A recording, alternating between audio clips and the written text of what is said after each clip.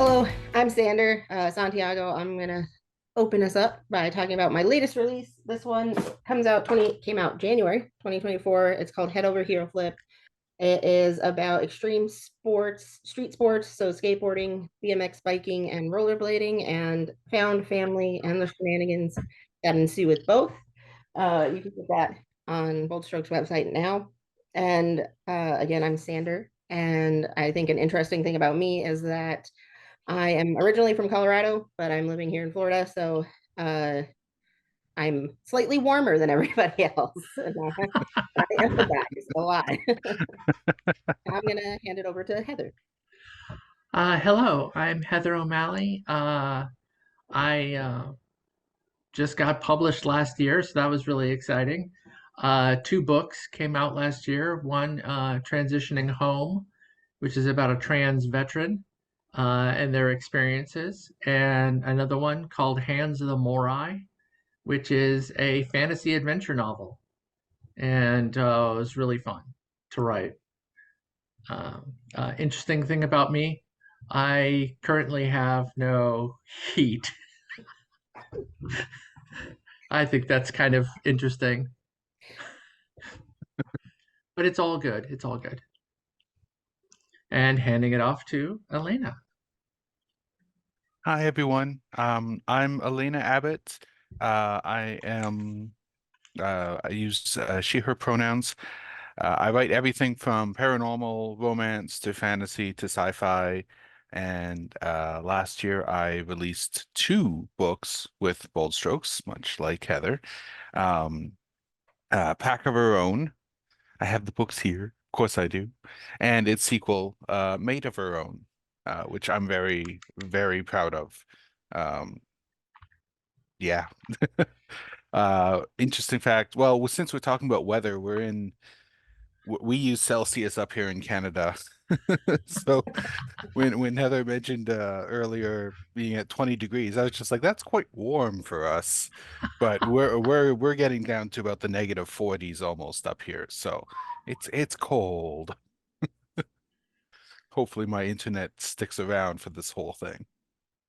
I hope so. I've been very excited for this chat. I'm appreciate Elena for mentioning pronouns. I forgot to say mine. I'm Sander, he, him. I'm Heather, she, her. Awesome. And we're gonna kick it off. We have some questions that we wanted to ask each other. And then, as Sandy mentioned, if you have questions for us, drop them in the chat and we will do our best to answer them. So we're gonna start with something uh, super pensive. What is your character's relationship to gender, and how similar or different is it to your own philosophy? And let's start with Elena. Well, thanks, San. My my character Natalie in Pack of Her Own, she's transgender. She has a relationship to it that's kind of similar to mine, where it just feels right, like just being trans, being in that transitionary stage, and coming out as who she really is.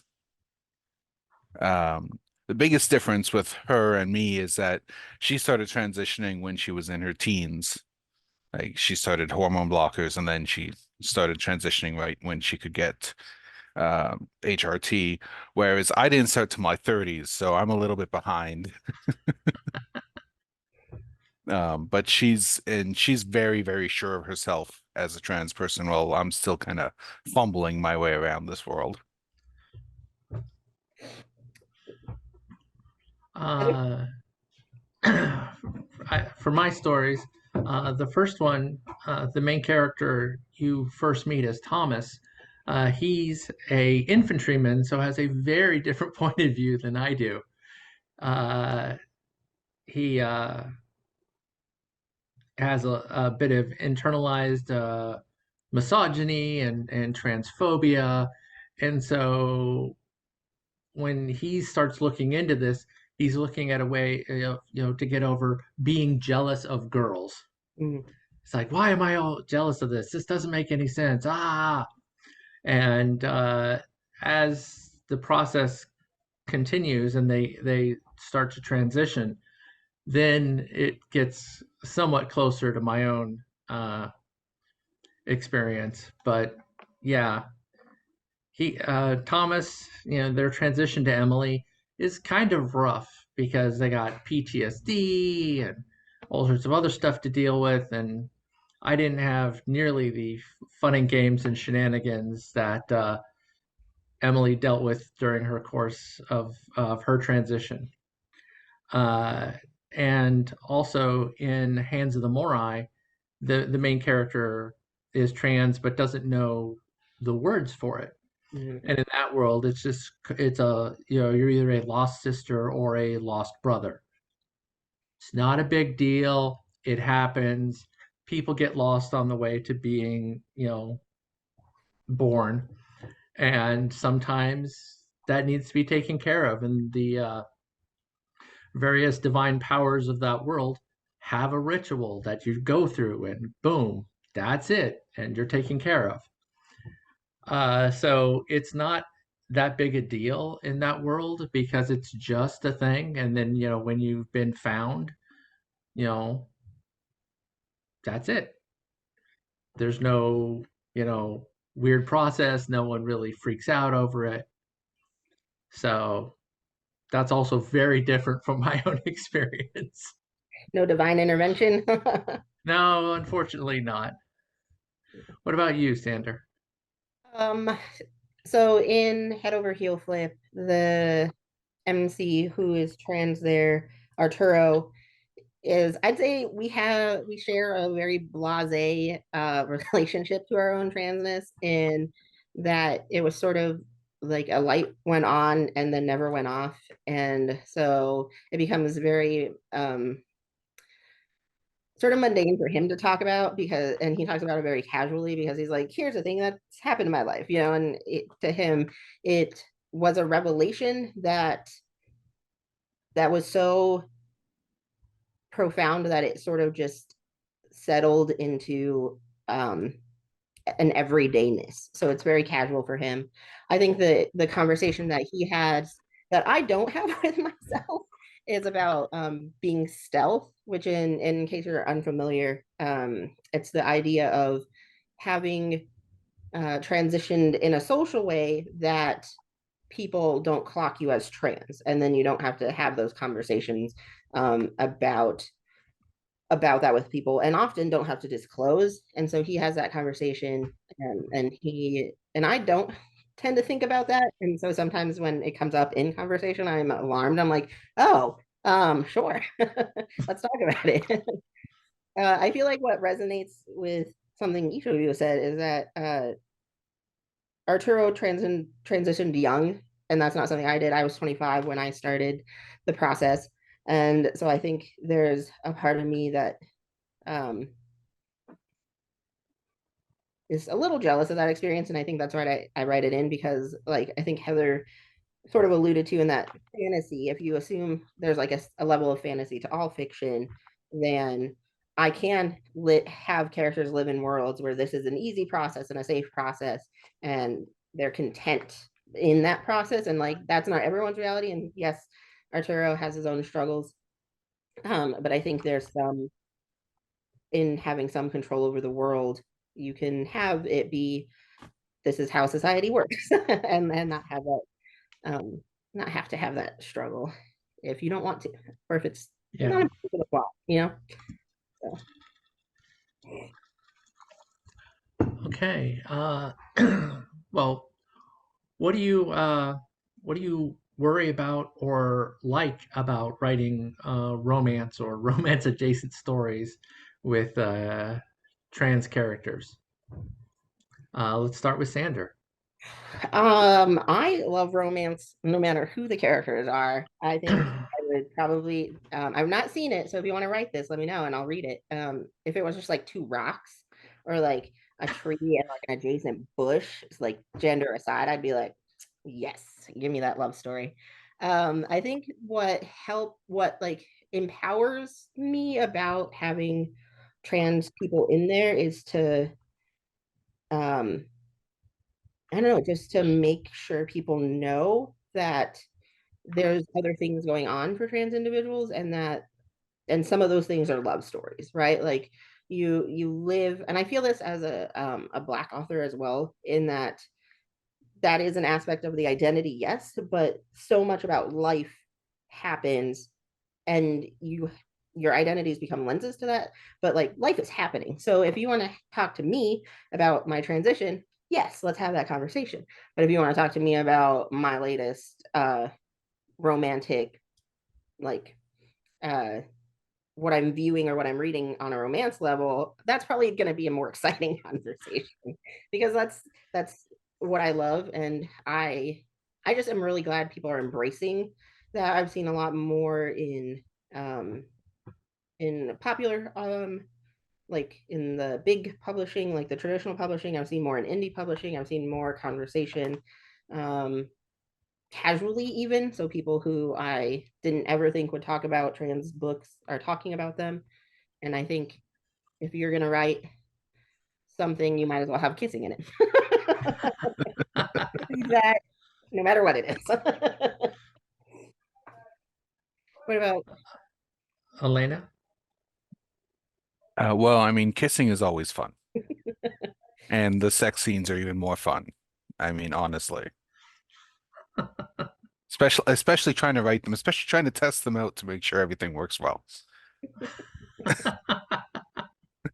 But honestly, writing romance is actually really new to me. I used to have minimal romance in my writing. That I've been doing for a while. It I find my characters kind of grew as I grew. Starting, male and then becoming more gender fluid and then becoming and now I have trans main characters. Um, and their romance kind of grew as my romance, my idea of romance grew with me. But it was never a main plot arc. It was always something that just kind of happened between maybe this character and this character fell in love, or it was an extended arc where it was like, okay, 5 books in the future, these people are going to get together. I never ended up writing the 5th book or even the 2nd book, but that was the plan. Pack of Her Own was the first that I made the romance kind of be first and foremost the important plot of the book. And writing a trans character into that world was really scary for me. Um, because this was my first time actually writing a full-on transgender character into a story, and I was afraid of how it would be accepted or how it would end up being received. Yeah, that's valid. Um, but honestly, I wanted to see someone like me get the werewolf lover of their dreams. So in the end, it seemed to work out really well. That's fair. I think that aspect of someone like me is a big influence on that. And my partner would tell you I'm not a very romantic person in my real life. I'm not a grand gesture type. Like, I'll take your car to get an oil change, and you'll know I love you then. But like with writing, it's representation, sort of. It's very scary, but it's very fulfilling. So I definitely resonate with having that aspect in there. Yeah, definitely. Like I've been wanting to see books with trans characters. Like maybe if I had seen them when I was a kid, when I was younger, I would have had the proper words to be able to, say to my parents or say to my family that it's just like, this is who I am, this is what I want, instead of being stuck for years thinking, well, it's impossible for me to do this. It's impossible for me to come out, to transition, to be who I really am, because I didn't know that was even an option. Yeah. Yeah. Yeah. For me, the writing of the romance seems to be a secondary plot point. um, in transitioning home, the major plot point is this person's journey through trying to cope with all this other stuff. And in all the things going on in their life, romance happens to be a part. And you get in the book, you get one absolutely failed relationship. You get it start to finish, and it is a just a trash fire of a romance. And but later on in the book, they meet someone and they actually click, and it's romantic, and it's a much more fulfilling relationship. And I do show those differences. In Hands of the Morai, the character develops an interest in another character, and that slowly grows into a relationship. And so, yeah, it's a secondary point in most of my books because something else is going on, and the romance just kind of is folded into it. So it seems much more a part of life.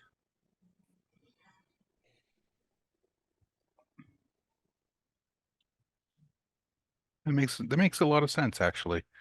Um, I know what it's like to have kind of romance where it's like, again, if it happens, it happens, and that's great. Yeah. But not making it the primary plot line of your story. Um, all right, so I'm gonna ask the next question. Um, yeah, are there any books or authors who inspired your writing? Let's start with Sander. Yes. I'm gonna keep this to trans authors because there's a lot of books and authors that inspired my writing overall. But I think you're in something you said is that if there had been a book, or if there had been a story that I could have shown people, like this is what I mean, then it would have changed some things in my own life. And I think that is true when I started even conceptualizing telling stories. My first novel with both children's books and in general, period, is two cis individuals, and they are men, and in line with I identified that way at the time, still do. Um, and so I felt like I had to make them cis. I was like, I can't have a trans conversation right now. And but I've been reading a lot more. The first trans, like truly like trans book by a trans author that I read was called Peter Darling. And it's a very short, very cute to read, a retelling of Peter Pan. I saved the author's name, but I am really bad at remembering names. So let me look really quick, um, in case you want to read it. So it is by Austin Chant. So that one was like the first one. I was an adult reading this. I didn't know how to find trans books. I didn't know um, that people were actively writing them, and from there, that allowed me to find other authors. So I think one of the bigger names and that it comes to mind is Aiden Thompson. Thompson. He wrote Aiden Thompson. He wrote Cemetery Boys, and I thought that was just a journey. As a Hispanic individual, I gravitated towards that immediately. And then E. Ottoman is another name. I enjoy the historical aspect of his books because trans people have existed, right, for Mhm. forever. They're in cultures near and far, both in space and time, and so I think having that historical aspect really is sort of um, feels really inspiring. And I think from reading those and seeing people putting themselves out there, I'm like, okay, maybe we can have trans characters. So you can see that evolution, I think, as you read through my works, going from like the first through them all. So the second one is a trans and openly trans man. The third, you go back to cis individuals, but they have trans people in their lives, and so you just get increasingly more on the gender spectrum from my novels. Uh, yeah, for me, I mostly got into writing transgender characters just to let my own internal pressures out. And I found online community of writers in 2004, and I got involved in a continuing series called the Watley Academy, which was about trans superheroes and going to a superhero school. And so there's lots of shenanigans, and some people don't want to deal with it, so they're kind of stealth, Mm. and some people aren't as stealth as others. And it was really kind of fun. And I read a lot of online fiction. Some But some other straight authors really introduced me to the fact that transgender writing and transgender characters were a thing. Like Robert Heinlein's I Will Fear No Evil, which was from Heinlein, that was really kind of a shocking book. Uh, and Chris Beaujolais' Trans Sister Radio. And Mm. there's also a trans character in The Hotel New Hampshire who I was like, oh, wow. And in the movie is played by John Lithgow. So that's always fun. Excuse me. And so, I've been reading a lot more online fic. And so I've been starting to, as I'm getting into more publishing in a broader sense, I'm starting to pick up more people's books and read them. So, you know, Pack of Her Own and Head Over Heel Flip were two I actually saw and was like, oh, those look really fun. So I'll probably be picking those up possibly during the sale because, that would be nice. There. Always good to get it on sale. Always good to get it on sale. Elena? Um, I even as I was writing Pack of Our Own a couple years ago, I didn't even realize there had been kind of a renaissance in trans literature. Um, I like my fiction, so I steer away from nonfiction, and I like my fiction with the paranormal or sci-fi or fantasy. So I steer away from just like the general fiction stuff. So I had a lot of troubles finding um, books like that, books with werewolves and trans people, or books with spaceships and trans people, and because this is what I want. You would think werewolves, like that lends itself so well, but there aren't that many. I, Oddly, I there's a thought so. lot of trans characters in 60s and early 70s sci-fi Well, because they were like, hey, let's do everything. And then they just did everything. And, they really pushed boundaries.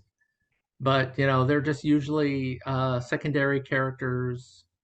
So it's very rarely is there a trans fronted story.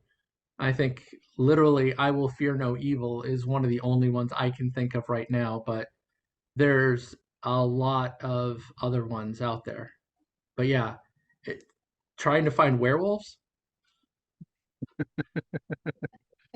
Where all the fun werewolves and vampires, because who doesn't want werewolves and vampires in their books? I mean, honestly.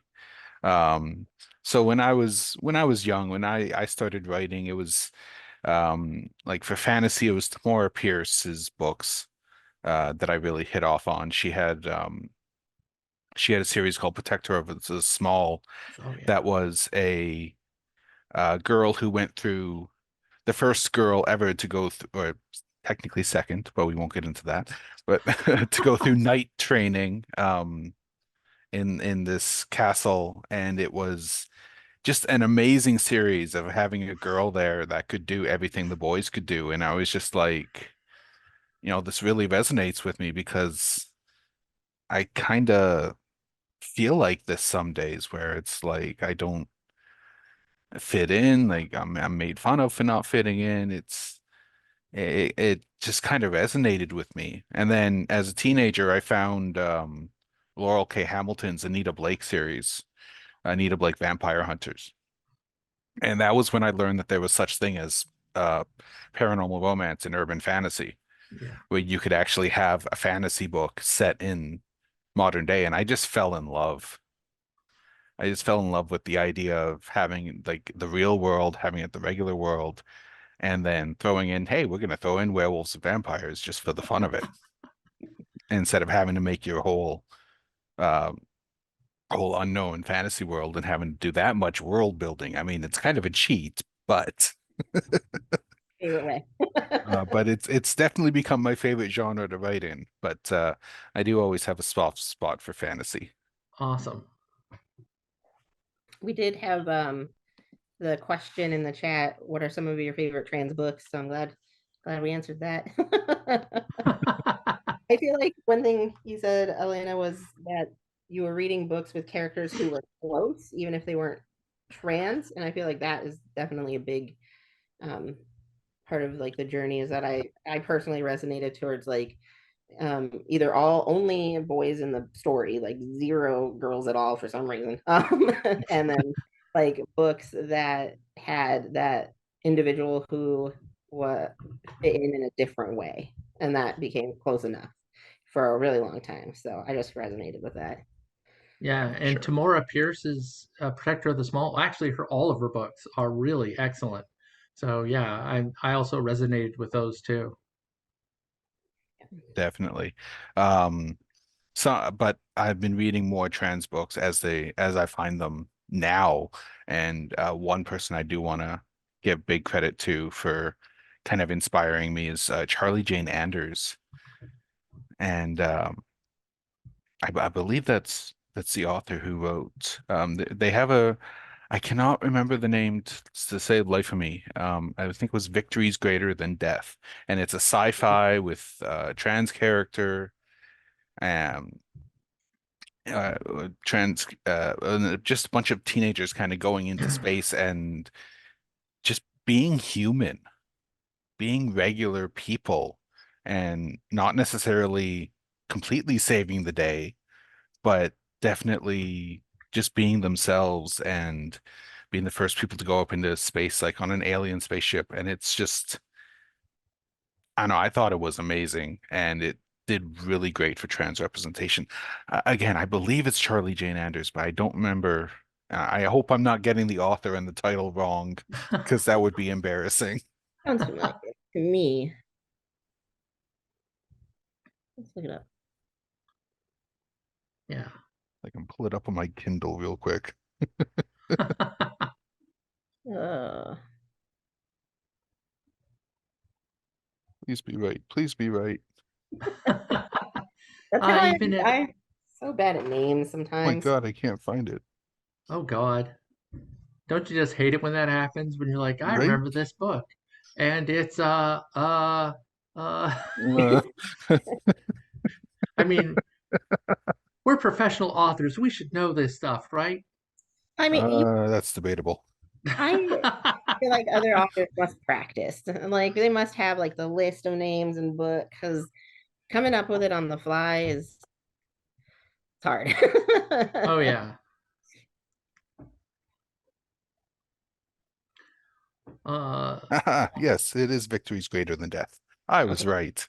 Was the Char author Char right too? Charlie Jane Anders. Yep. Well So big, done. big Well shout out. done. I'm just gonna dig a hole to hide in now. Oh, that's I'm okay. glad you found. No, I mean, if it's not good, it's worth. It was very good. It was Right. worth the moment to take. Um, a book by a Bold Strokes author, R. Kent, called "I Am Chris" was a great read that I read this last year. I will read anything with cowboys in it. Let me tell you that. Give me a rodeo and I'm there. So it caught me by that, but then the rest of it was just a beautiful, beautiful arc. So I'd like to shout that one out, and that's R. Kent. Yeah, that's I don't another remember. one on my list. It was good. I'll tell you that. I'm building a reading list. So Right? yeah, I have yours on my both of yours on my reading list too. So we'll have to you'll hear from me when I read it. I oh, guarantee. outstanding. It's awesome. Um, All right. Move on to what's your writing style or writing habits? What do you guys like to do? Let's start with Heather this time.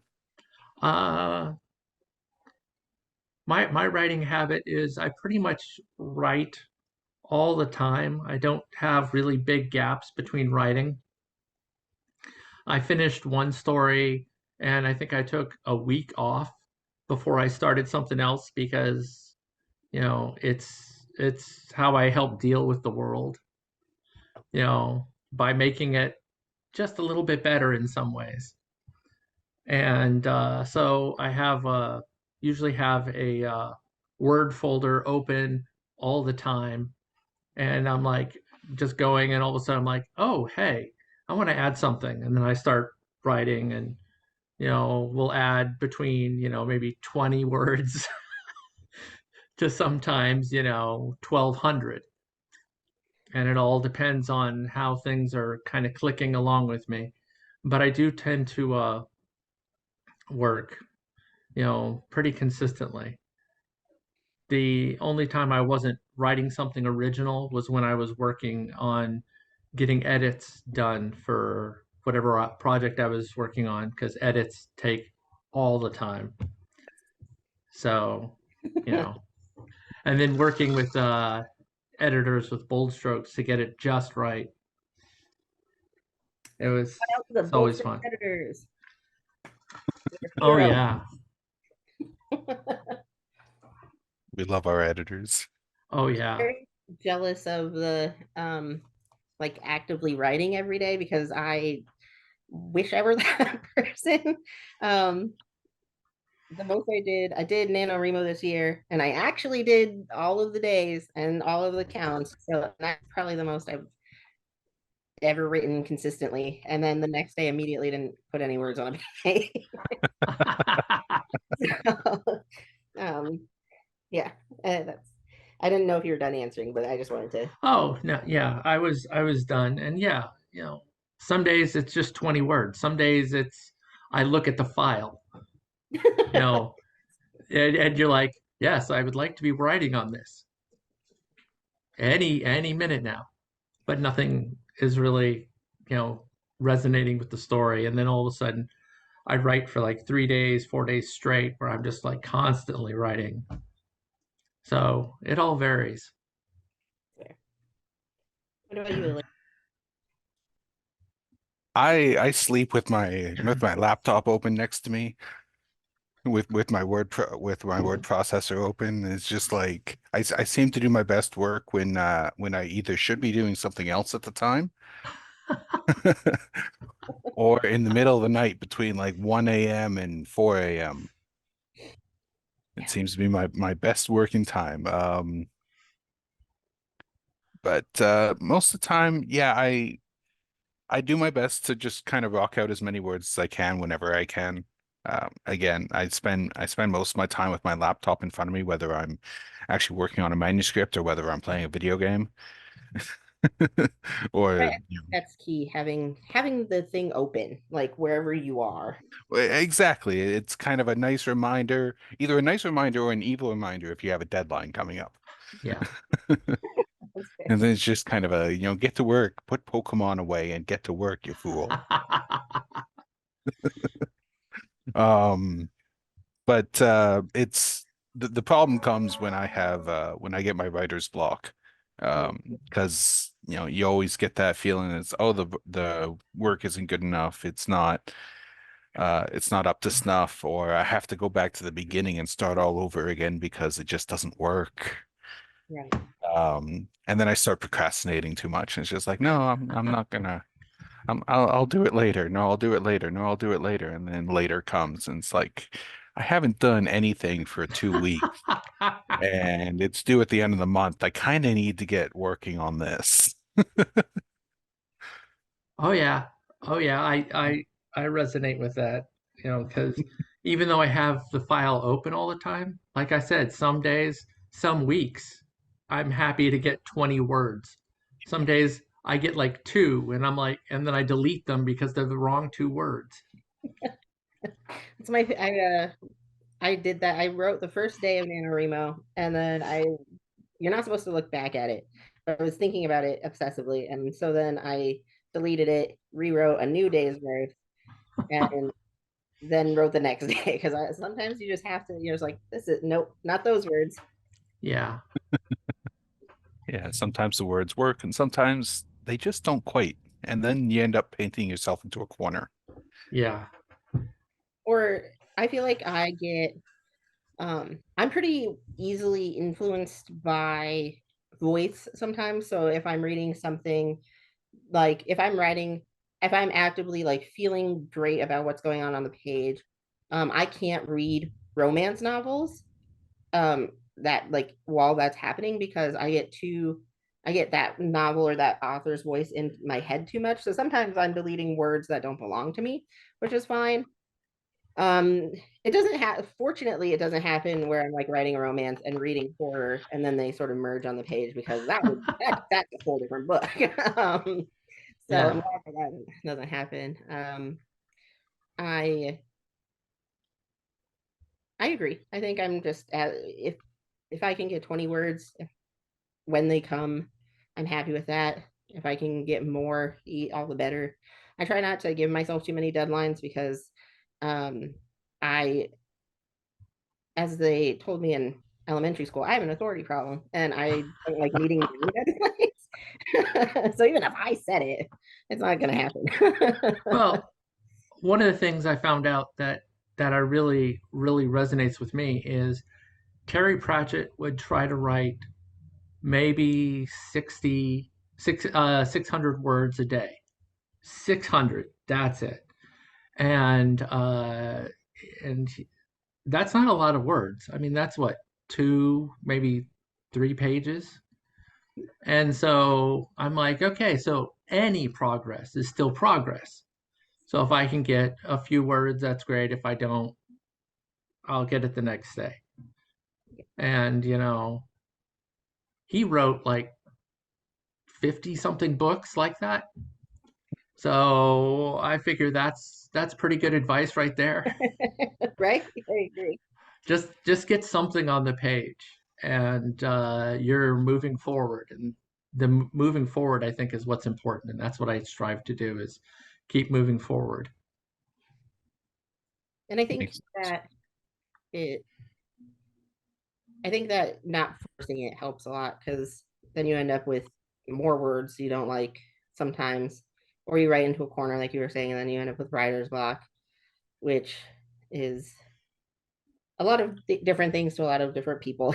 Mhm. So I'm like, so it takes on different shapes. So we have a question in the chat, and it's a relatively long question. So um, I'm going to do my best to read it. So you bear with me.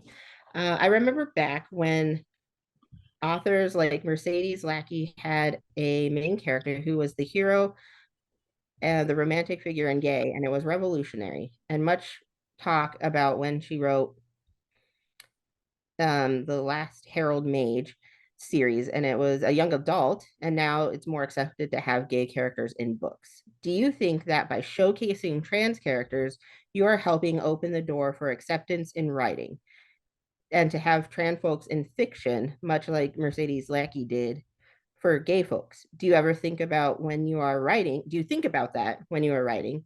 And how do you move past the panic and sense of responsibility of being a person who are front runners for being door openers for trans characters? So, to summarize, for two questions. One, do you think us writing helps open a doorway for acceptance? And then two, how do you deal with the panic of that? Those are the two questions I heard. I think those are great questions. I tried to write that question into the question bank that we had in our email chat, and I could not land on it words wise personally, but I think that's a great question. Anyone feel like starting? Sure. I think it's fantastic that um, you know, authors like us and like all the other ones we've mentioned, or people who are working on it now, we're opening the door for to see more trans characters. Like no matter how much political backlash there seems to be these days, um, and all that kind of stuff, that we're actually I I want to say making a difference. We're showing that we're not going away anytime soon, that we are still here. We deserve everything that everybody else has. Same rights, same freedom, same inclusion in fiction, in literature.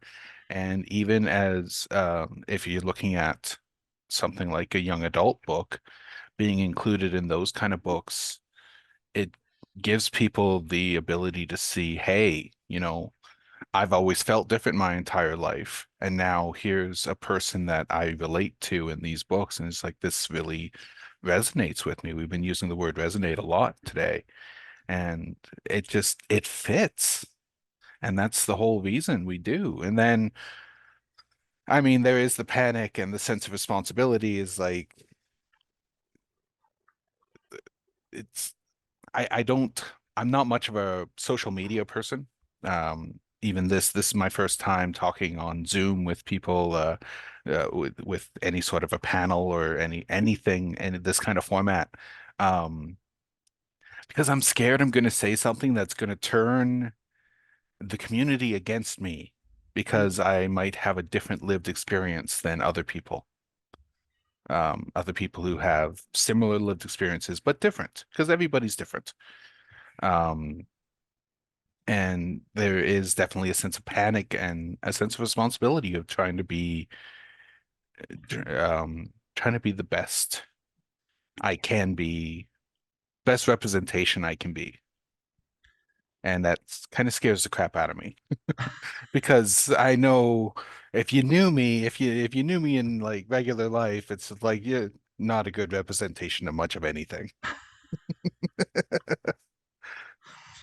Yeah, for me, I feel a sense of responsibility of writing the best stories that I can, writing the characters as accurately to my experience as I can, or the experience of people who I've talked to, so that so I can get other perspectives.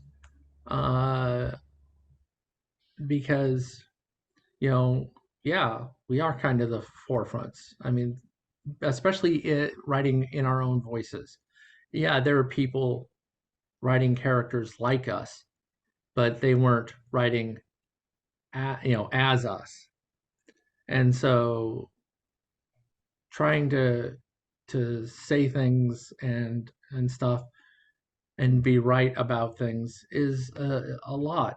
Like one of the comments I've gotten in for transitioning home was, well, what about voice training and stuff? And I'm like, I transitioned in you know the 2000s, right at the start of the 2000s. The VA wasn't offering voice training. It wasn't an option.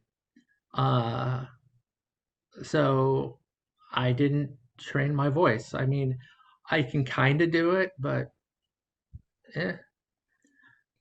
So it wasn't much of a thing at that time. And people have been like, well, what about this? And I'm like, it wasn't a thing. And or at least it wasn't a thing in my experience. And it's hard for me to write about something that wasn't my experience, especially when I'm trying to be as authentic as possible. And so, I sometimes feel trapped by the fact that my transition experience is so long ago. I mean, 2 decades back, that's, yeah, it's a whole different world now. It's a whole different experience now for people. And I can't really write to that as much because I don't have experience with that. And I'm trying to be authentic. So yeah, there is a sense of responsibility. And yeah, Mercedes Lackey did push boundaries for characters, and I love her work. You know, that was another one of those stories I read where it resonated with me, and such. So yeah, definitely a sense of responsibility. Um, I think that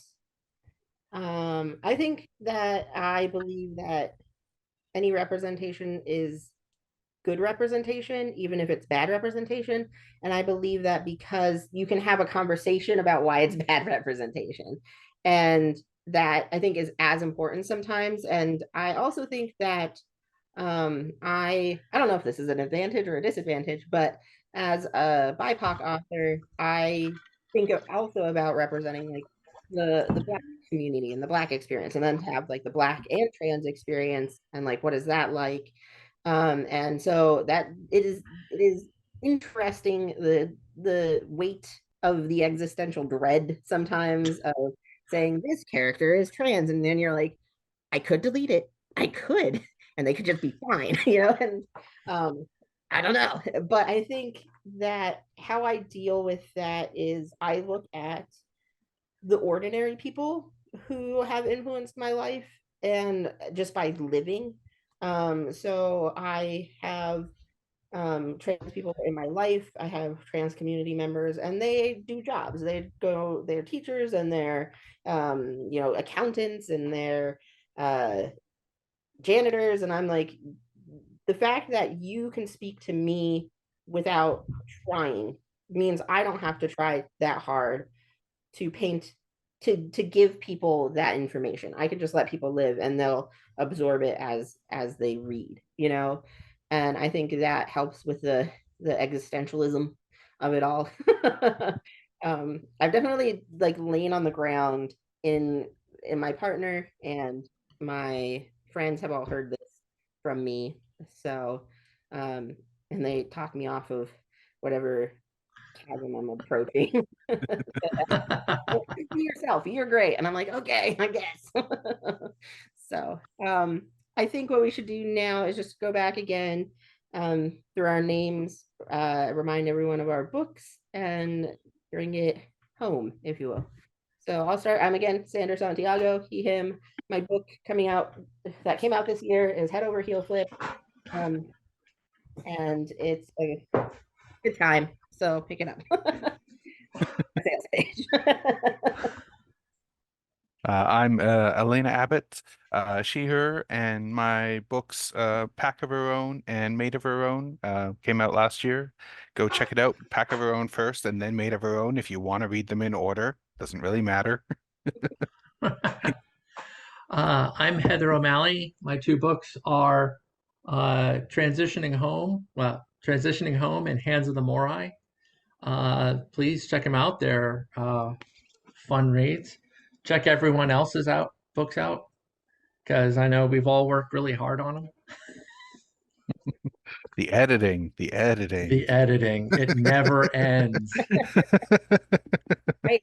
I want to say thank you both for being on this. I feel like in sort of just to finalize with that last conversation about being representatives, like by showing up to this, we've also done that, and it was mildly scary. I'm not used to the public speaker person either, so I just want to say thank you for coming, and I'm glad that we are enough in number to have a conversation like this as a part of Bookathon with Bold Strokes, and I want to thank them for recognizing that we deserve this opportunity. Yeah, thank you, Bold Strokes, and thank you, Sander and Elena. This has been a really fun conversation.